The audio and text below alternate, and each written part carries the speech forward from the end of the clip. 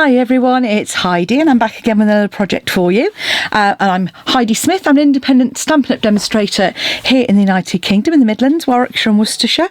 And I'm Flutterby Heidi. So here you go with a pretty concertina style card again, but this one's just done slightly differently to create this pretty panel using a couple of lovely stamp sets, Nature's Beauty for these lovely animal images, and then Itty Bitty Christmas for our sentiment.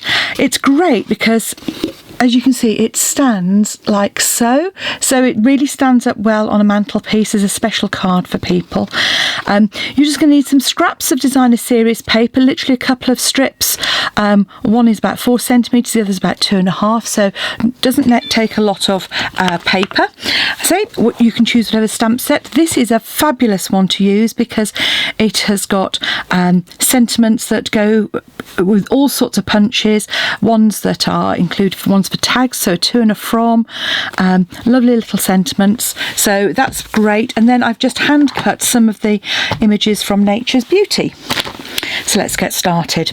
To start off with, you're going to need a piece of card. I've used Coastal Cabana again. It seems to be my go-to colour at the moment.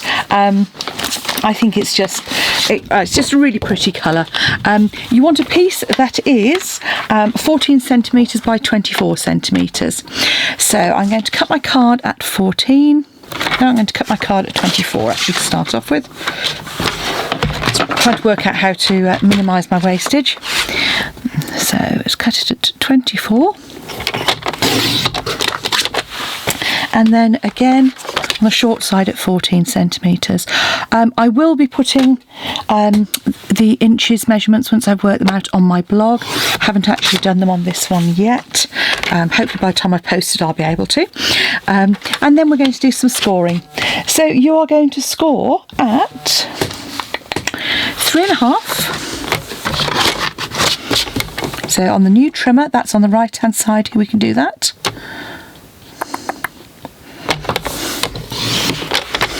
At 7,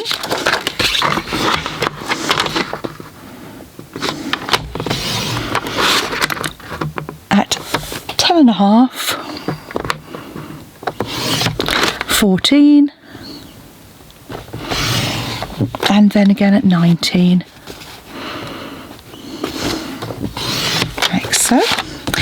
Then with the slightly shorter scored section at the top, you're going to cut at 7 centimetres down the first 2 sections. So that's down 7 centimetres at the 7 centimetre line. And then you're going to cut across there as well. So I haven't quite gone down to my score line.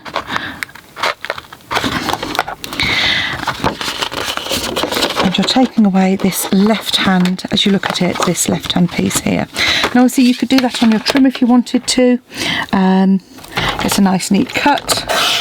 Just make sure you only come up as far as the other cut line. There we go. Sometimes it sticks a little bit on if you've already scored, but on the new trimmer it seems to work better. So I think it's a slightly got a deeper blade on it. So that's the piece you're going to end up with. And obviously keep your other bits for later. And then we're going to do some folding and burnishing. So as always with the score line, make sure you go with the score line first. So where you've scored on this side, you're folding away from that score line. And then you can come back and concertina then. So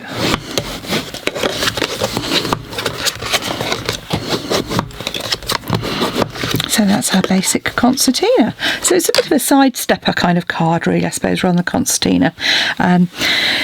Next thing is some really simple layering. So I've used the Let It Snow designer series paper for this, and I'll bring that in, just show you. So this is the paper I used on my original sample, but I'm actually going to go back and use the reverse of another piece of paper for this as well. And I love the accents with real red on this. Makes a nice change actually to have the Coastal Cabana. So you're going to need a few pieces of card and paper. So the first piece of card to go on this panel here is it is 13.5 by 4.5 centimetres, and you need a layer of DSP to go on top of that, which will be 13 by 4 centimetres. I'm just going to trim that down to 13. So you get a nice, it's just a nice ½ centimetre layer, so cut the millimetres around each edge. The next layer that you want is going to go onto here. So this is again small real red, and this is 3 by 13.5 centimetres. So our panel of DSP is 2.5 by 13. And then finally, that very front little piece is 3 by 6.5 with some DSP to go on it that is 2.5 by 6 centimetres. So those are all our panels. So let's pop those on. And you know, it's a great card for bulk making, this one, because obviously you can cut all your layers in advance, then have a stamping session and then a session of sort of assembly as well. And now on the original card, I have actually done some fussy cutting, which obviously, you know, you don't need to. If you wanted to, you could stamp it straight onto the card, and I'll show you that. Okay.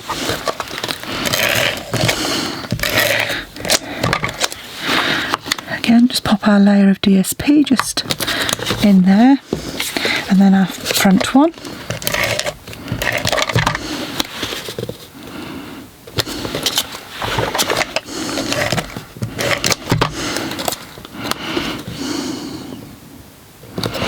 So that's our card base. I've also cut a piece of Whisper White to go on the reverse, which I'm just going to stamp using the tree image. For those of you who like trees, this one is a really pretty tree image. And what's lovely about it is that you've got the kind of double tree here, and then in the stamp set you've also got this single tree as well. So that works really well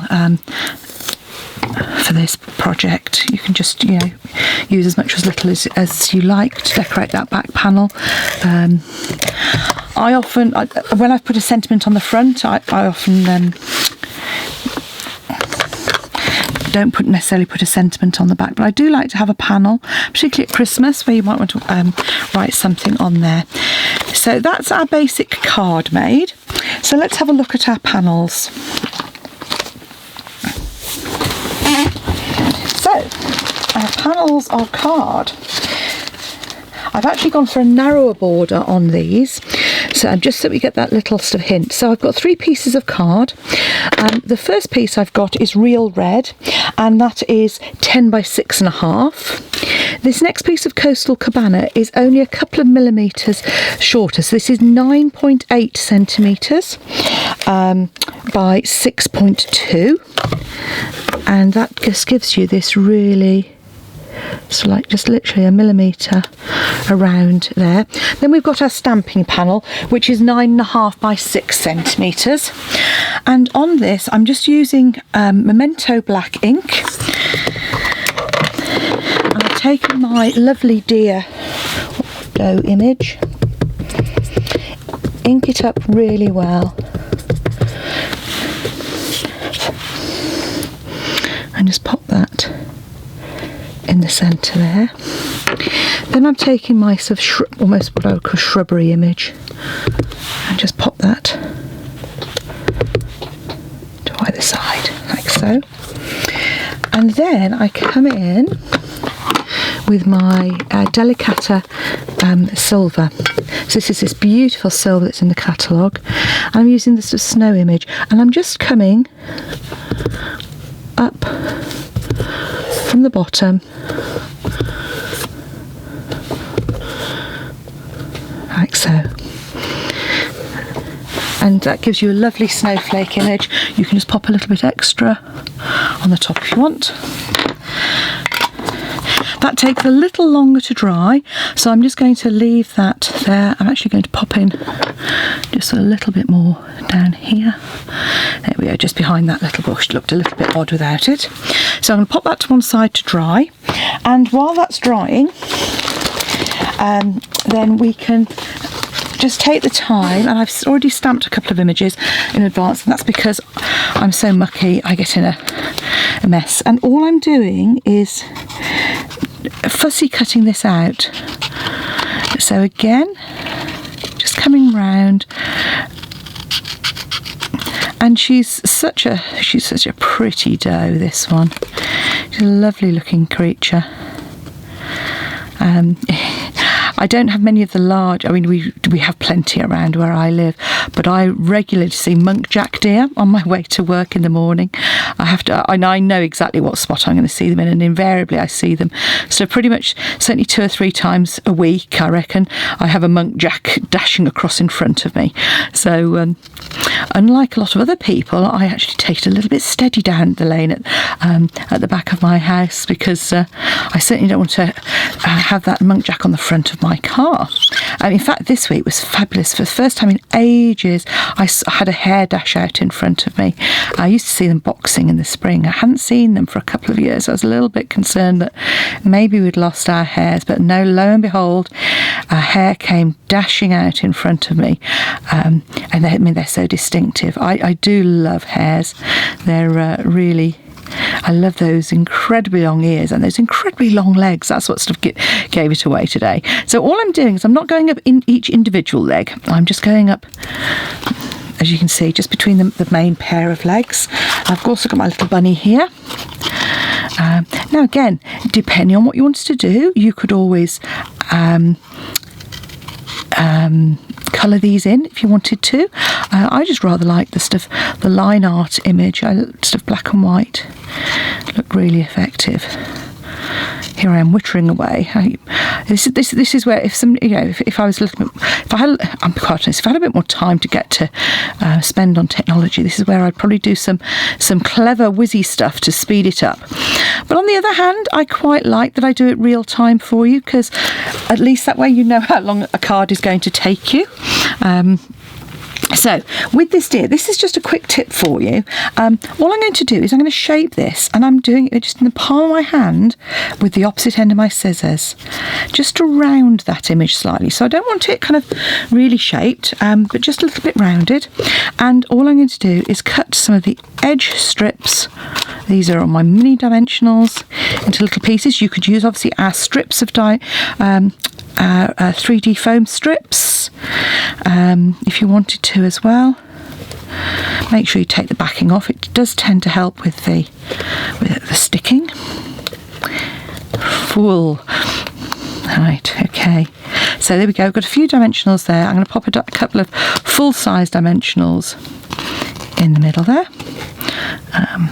Pop them there. Okay, I'm still... There we go. Okay, and then all I'm going to do is just layer that on top of my stamped image as well. There we go, we're good on time. So this card, with a bit of preparation, obviously, you could sit and cut out your images if you wanted to do this to add that dimension. There we go, just pop that. Lay it over. I mean, if you slightly offset it, you'll get slightly more of a sort of 3D effect, but there we go. And there's my little bunny. So all that remains is for me to pop this panel, which obviously I really should have done before I'd actually done the 3D on it, because that would have been flatter. But okay, just pop that on there. Grab my card, and I'm just going to pop that, you can see just there, just so there's a tiny little bit on that left hand edge. Okay, now we know why. I don't always use fuse. Sometimes I just get in a mess. Okay, so just pop a little bit there, like so. Take my rabbit.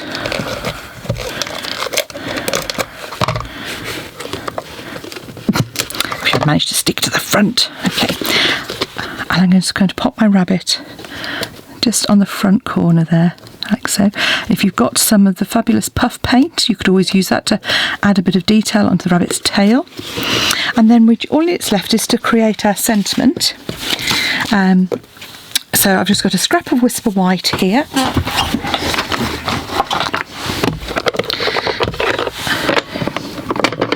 And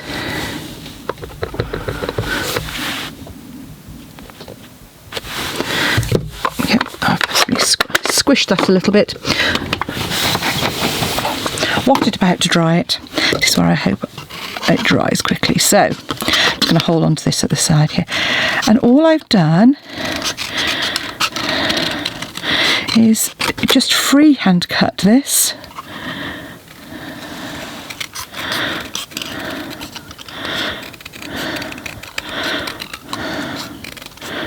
Like so. Face down, cut the bits of dimensionals on the back there, on those curves in particular.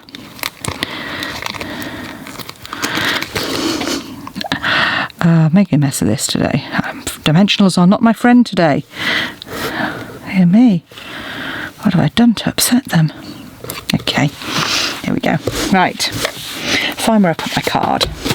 So just pop your card flat, take the backing off your dimensionals and just add that to the front of your card. This is a bit of a thicker card than usual, so it won't go as a standard card, but if you're hand giving your card, then that's fine. And there we go.